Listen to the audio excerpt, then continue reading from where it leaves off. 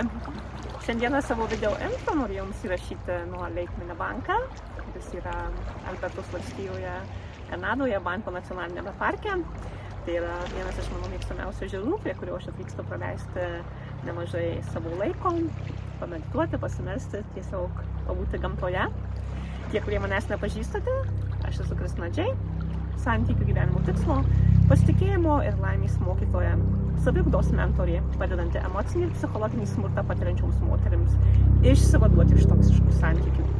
Linkėjimai iš čia ir iki. Sveiki! Džiaugiuosi, kad ir vėl prisijungėte prie mano kanalo Verta meilės ir esate pasiruošę išgirsti mano naują paskaitą, dar vieną temą apie toksiškus santykius.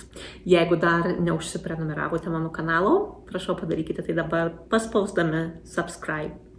Šiandien mano video tema yra tokia: aš esu toksiškame santykyje, bet mano psichologas sako, kad aš tik vaidinu auką. Kur teisybė? Šią temą mane pakalbėti įkvėpė viena mano klientė, kanalo žiūrėtoja, kuri uždavė tokį klausimą. Aš nesuprantu vieno dalyko, kaip turėtų būti santykyje, kaip mums neįlysti į tą taip vadinamą aukos poziciją. Visur apie tai yra kalbama, kad svarbu nevaidinti aukos, nelįsti į aukos poziciją.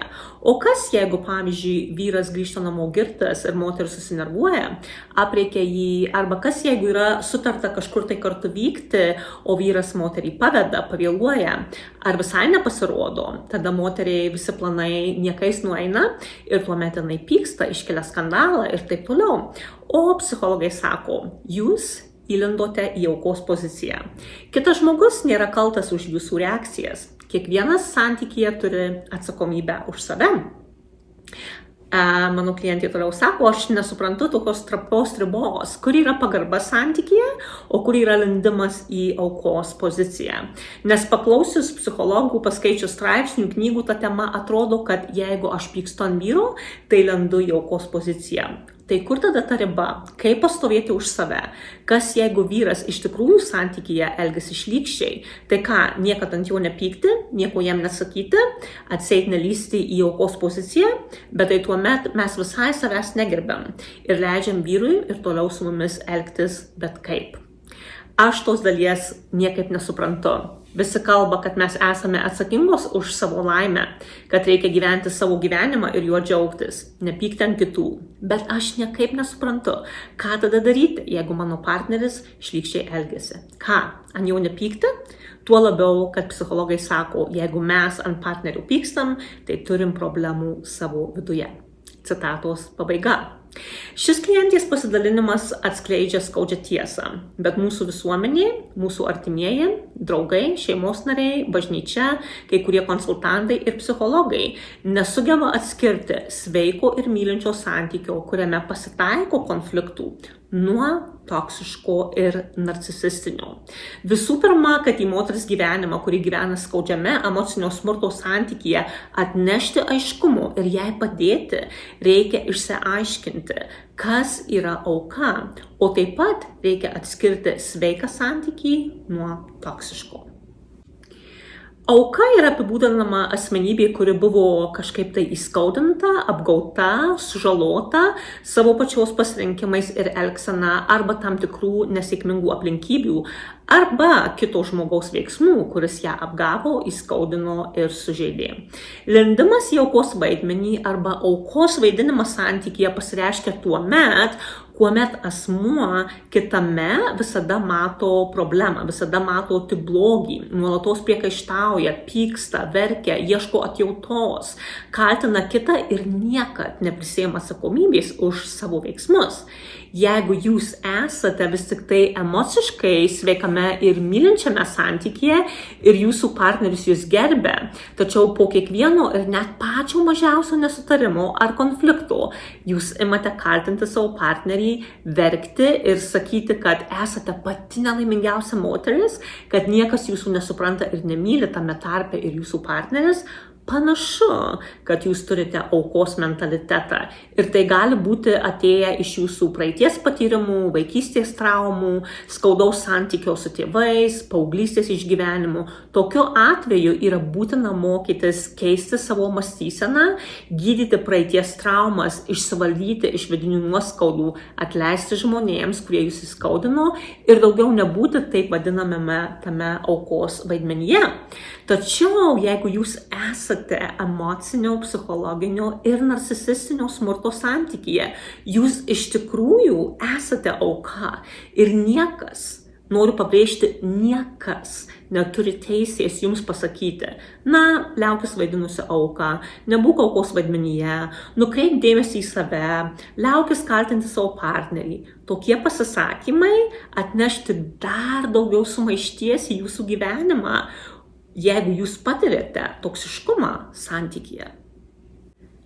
Noriu paminėti, kad šalia komentarų nevaidink aukos iš savo artimųjų, ar iš psichologo, ar bažnyčios narių, kunigo, ar šiaip pažįstamų, kurie bando jūs paprotinti ir atseit išgelbėti jūsų santuoką nuo skyrybos ar jūsų santykį nuo žlugimo, jūs galite girdėti ir tokius kitų žmonių pasisakymus, kaip visos poros pykstasi, nėra namų be dūmų, visos santuokos yra sudėtingos, nesifokusuok į blogus dalykus santykyje, įžvelgi gėrį, arba tau reikia profesionalios pagalbos, nes tu per daug jautriai į viską reaguoji.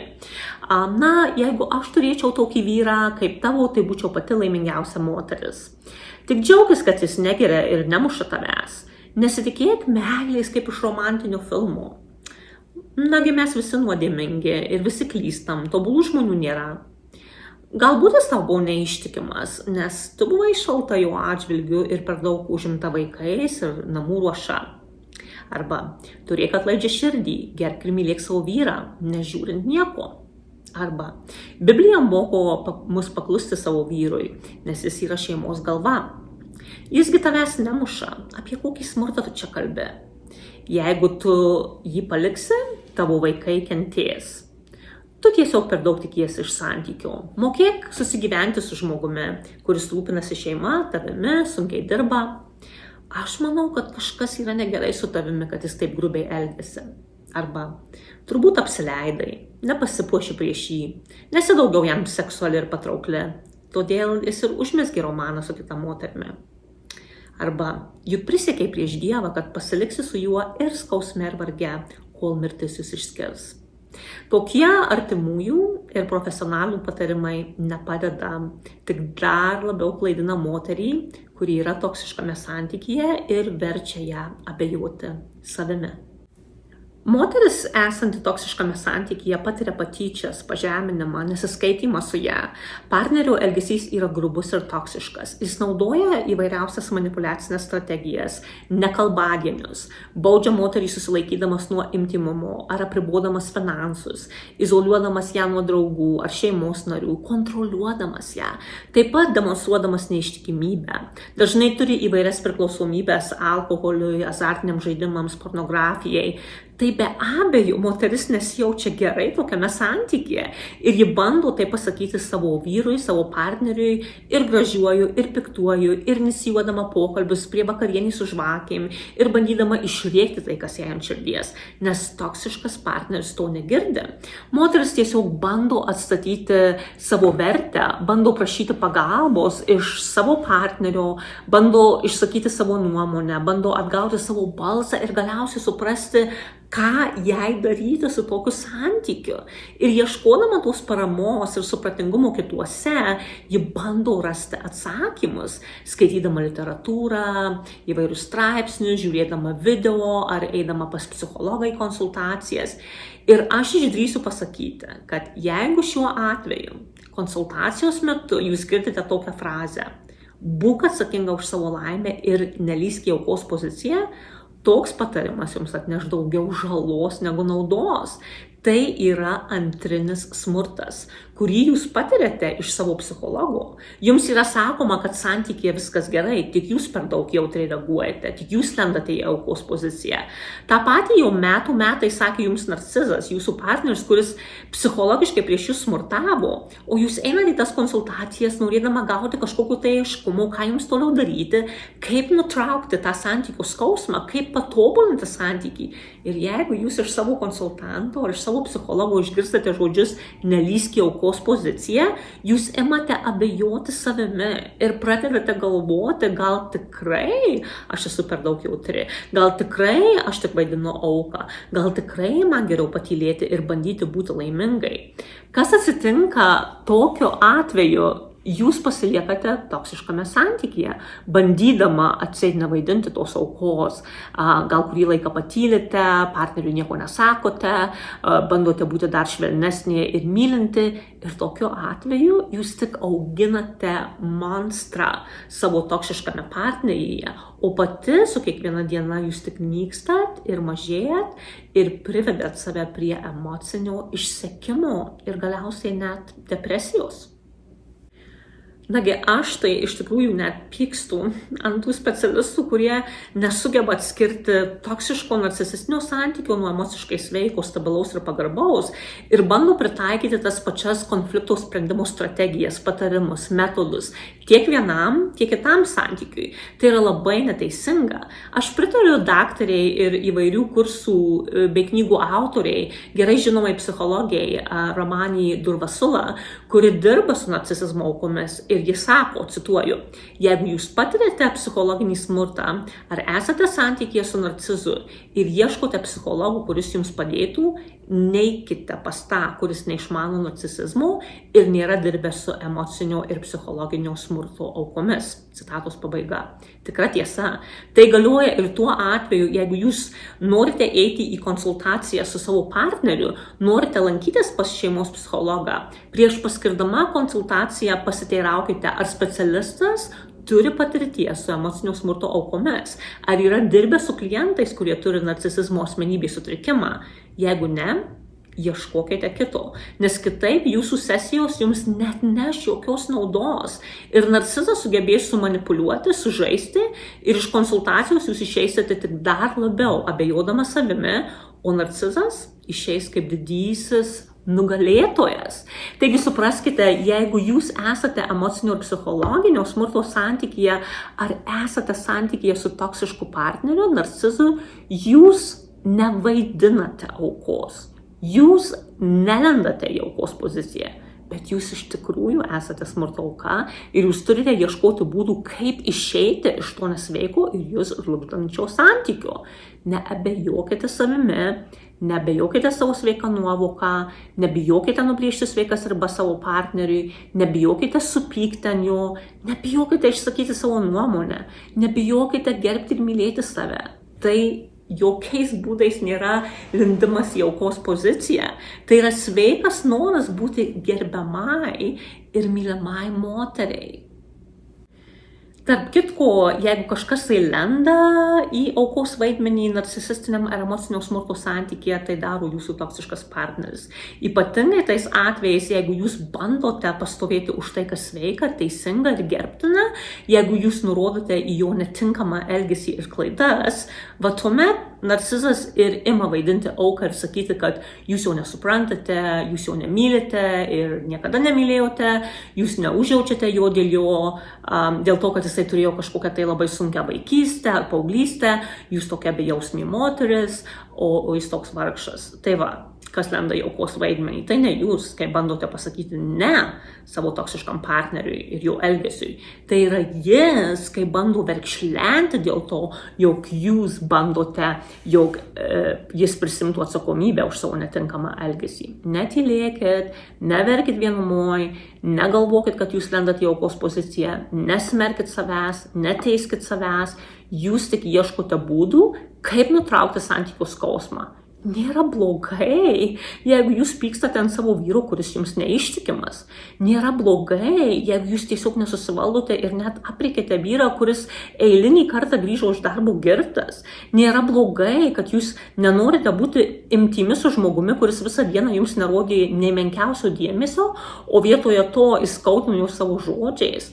Nėra blogai, kad jūs užpykote ir nusivylėte žmogumi, kuris neištesėjo savo pažadų ir jūs pavedė. Nėra blogai, kad jumise įsiplieskė pyktis. Tai yra mums Dievo duota emocija. Pamačius, kad jūsų vyras, kaip jūsų vyras rėkia ir tampo ir stumdo jūsų vaiką, jūsų pyktis yra motivatorius daugiau netylėti, bet veikti. Ir aiškiai nubrėžti ribas savo partneriui. Pasakyti, kad jūs to daugiau netoleruosite. O jeigu tai ir toliau tęsis, jūs tiesiog atsitrauksite nuo tokio žmogaus. Ir vėl šitoje vietoje nereikia čia kalbėti apie tai, kaip taikiai išspręsti konfliktus, kaip naudoti sveiką komunikaciją, kaip į pyktį atsakyti meilę, kaip šilumą užgesinti ugnį. Taip, sveikame santykyje tai gali pasiteisinti. Toksiškame ir narcisistinėme santykyje dėja visos šitos strategijos neveikia. Taškas. Jūs žinote, kaip ilgai jūs stengiatės būti labiau mylinti, atlaidesnį, labiau suprantanti ir atleidžianti, suteikianti šimtus ir tūkstančius naujų šansų savo partneriui, naujų galimybių. Ar kažkas nuo to pasikeitė? Ne. Todėl laikas imtis kitokių veiksmų. Jūs nevaidinate aukos savo toksiškam santykyje. Jūs iš tikrųjų esate emocinio ir psichologinio smurto auka. Jeigu kažkas bando žaisti auką, aš kaip jau ir minėjau, tai yra narcizas, tai jūsų toksiškas partneris, nes toksiški žmonės, jie bando suversti kaltę ant kitų, bando vaidinti auką tam, kad gautų palaikymą ir užuojautą iš kitų ir jie sugeba apversti visą santykių realybę aukštyn kojom ir kitų akyse padaryti jūs kažkokiu tai monstru, ragana, feministė, šalta ir abejinga moterim, boba bombetlė, o save į kitus pristato kaip vargšelį vyrą, kuris tiek daug stengiasi dėl savo žmonos, dėl savo šeimos, bet jūs jau niekad nesupratot ir nepalaikėt. O dabar dar sugalvojot prašyti kažkokių tai permainų. Na va taip jau yra santykiuose su emociniais smurtautojais ir narcizais. Manau, kad būtų tikslinga mano tolimesnėse video paskaitose būtent ir pakalbėti apie tai, kaip toksiškas partneris įsikūnija į auką. Aš labai tikiuosi, kad šitas video jums padėjo suprasti, kad norėdama permainų toksiškame santykyje ir nurodydama į partnerio toksiškumą, jūs nelendate į aukos vaidmenį. Jūs tiesiog esate pabudimo laikotarpyje ir iš tikrųjų jūs daugiau nenorite taikstytis su nepagarba, su emociniu ir psichologiniu smurtu jūsų atžvilgiu. Taigi, būkite stipri, būkite drąsi, pasipriešinkite savo toksiškam partneriui, pasipriešinkite visuomeniai spaudimui, bet kokią kainą išsaugoti santuoką ar santykį. Jūs turite pirmiausiai saugoti savo emocinę gerovę, pati save. Jums Viešpats suteikė šį gyvenimą, kad jame galėtumėte būti laiminga, galėtumėte save realizuoti, siekti svajonių, nešti šviesą ir gėrį į aplinkinių žmonių gyvenimą, būti stipria moterimi. Ir jeigu jūs savo santykyje prarandat save, savo emocinę ir psichologinę sveikatą, jūs esat emocinio smurto auka. Ir šiandien yra ta diena, kai galite drąsiai žengti tą žingsnį link permainų. Jeigu jūs norėtumėte žmogaus, kuris jūs lydėtų šioje kelionėje, išsilaisvinant iš toksiškų ir narcisistinio santykių, atstatant savo kaip nuostabiaus moters vertę, jei norite atstatyti pasitikėjimą savimi, užgydyti širdies žaizdas ir atrasti savo tikrąjį gyvenimo pašaukimą, aš galiu būti tuo žmogumi. Taigi susisiekite su manimi 30 minučių nemokamai sesijai, rašydamos man į mano elektroninį paštą, Instagramos paskyrą ar Facebooko messengerį. Ir priminimas dar kartelį, jeigu neužsiprenumeravote mano kanalų Verta meilės, prašau padarykite tai dabar paspausdami subscribe. Ačiū labai Jums, kad pasilikote su manimi iki galo ir iki sekančio karto. Sudie!